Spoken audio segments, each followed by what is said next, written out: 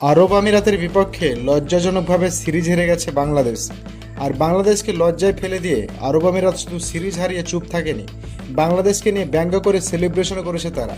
শ্রীলঙ্কার বিপক্ষে বাংলাদেশ ভালোভাবে নাগিন সেলিব্রেশন করে, তবে বাংলাদেশকে নিয়ে সে নাগিন সেলিব্রেশন করবে আরব আমিরাত, সে আরব আমিরাত বাংলাদেশকে এভাবে ছোট করবে, এভাবে ব্যঙ্গ করবে, সেটা হয়তো বা কল্পনাও করতে পারেনি বাঙালি সমর্থকরা।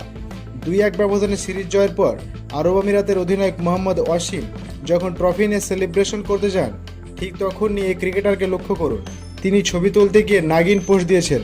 শুধু কি এই ক্রিকেটার, বাংলাদেশকে হারানোর অন্যতম নায়ক আসিফ খানও সে নাগিন পোস্ট দিয়ে ছবি তুলেছেন। বাংলাদেশকে হারিয়ে সেলিব্রেশন করতে গেছিল যখন আরব আমিরাত, তখনও তারা নাগিন দেখিয়েছিল।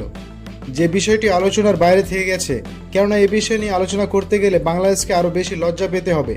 প্রিয় দর্শক, বাংলাদেশ এখন হারতে শিখেছে সবার বিপক্ষে, তাই বাংলাদেশের ক্রিকেটাররা এসব জিনিস স্বাভাবিকভাবে মেনে নিতে পারলেও আমাদের মতো সমর্থকরা এই বিষয়গুলো মেনে নিতে পারছে না, কারণ এটা আমাদের খুবই ভালোভাবে এগোতে লাগছে। লিটন দাস, নাজমুল হোসেন শান্তদের জন্য এখন এগুলো আমাদের সহ্য করতে হচ্ছে। প্রিয় দর্শক, এ ব্যাপারে আপনার মতামত অবশ্যই আমাদের কমেন্ট করে জানাবেন।